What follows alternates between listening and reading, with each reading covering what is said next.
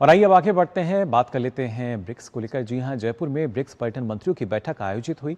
भारत की ब्रिक्स अध्यक्षता में आयोजित इस बैठक में ब्रिक्स देशों के पर्यटन मंत्री और वरिष्ठ अधिकारियों ने हिस्सा लिया। बैठक में ब्रिक्स देशों के बीच पर्यटन क्षेत्र में आपसी सहयोग को और मजबूत करने पर व्यापक चर्चा हुई। खासतौर पर पर्यटन कनेक्टिविटी बढ़ाने, यात्रियों के लिए यात्रा सुविधाओं को आसान बनाने और देशों के बीच पर्यटक प्रभाव बढ़ाने पर जोर दिया गया। बैठक में पर्यटन क्षेत्र में एआई के इस्तेमाल, स्किलिंग और क्षमता निर्माण जैसे मुद्दों पर मंथन किया गया। केंद्रीय पर्यटन एवं संस्कृति मंत्री गजेंद्र सिंह शेखावत बैठक की उन्होंने आप बता दें सांस्कृतिक विरासत के संरक्षण और उसे पर्यटन से जोड़ने के साथ साथ सदस्य देशों के बीच पर्यटक प्रवाह बढ़ाने के उपायों पर भी यहां पर उन्होंने जोर दिया। पर्यटन के क्षेत्र में किस तरीके से सहयोग बढ़ता हुआ नजर आएगा, उस पर लगातार मंथन। यहां पर कनेक्टिविटी जो है कैसे ब्रिक्स देशों के बीच में मजबूत हो सकती है, यात्रियों को जो सुविधाएं हैं कैसे और बेहतर मिल सकती हैं।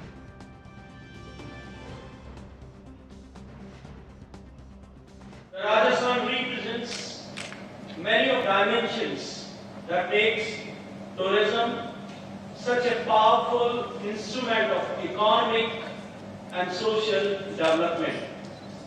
Its historic cities, its forts and royal palaces, living heritage, architecture, craft, cuisine, cultural traditions, and diverse landscapes. They demonstrate how tourism can create economic opportunity while also giving communities a reason to preserve and celebrate their identity. और वहीं चेन्नई में 14वें BRICS विज्ञान, प्रौद्योगिकी और नवाचार मंत्री स्तरीय बैठक का आयोजन किया गया, जिसमें देश विदेश के विज्ञान और प्रौद्योगिकी क्षेत्र के प्रतिनिधियों और वरिष्ठ अधिकारियों ने हिस्सा लिया। बैठक में ब्रिक्स एसटीआई प्राथमिकताओं, एसटीआई फ्रेमवर्क प्रोग्राम और आगामी पहलों की भी समीक्षा की गई। इसमें यंग साइंटिस्ट फोरम और यंग इनोवेटर प्राइज जैसी पहलों के जरिए युवा वैज्ञानिकों और इनोवेटर्स को प्रोत्साहित करने पर जोर दिया गया। बैठक का उद्देश्य विज्ञान, प्रौद्योगिकी और नवाचार के क्षेत्र में ब्रिक्स देशों के बीच सहयोग को और मजबूत करना रहा। साथ ही भारत की ब्रिक्स अध्यक्षता की थीम लचीलापन, नवाचार, सहयोग एवं स्थिरता के लिए निर्माण के अनुरूप सहयोग को मजबूत करने पर चर्चा की गई।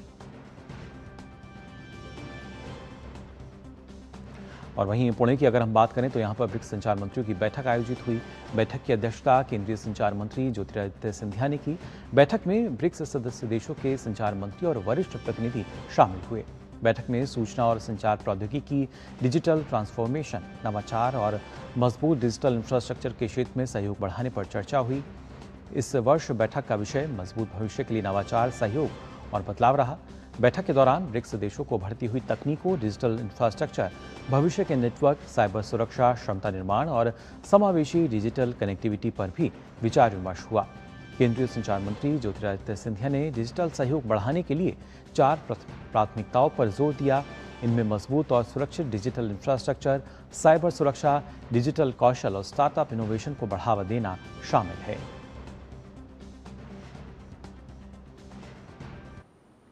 Over the past decade, BRICS has emerged as a leading platform for cooperation among emerging economies, representing nearly half of humanity and an immense reservoir of talent and innovation.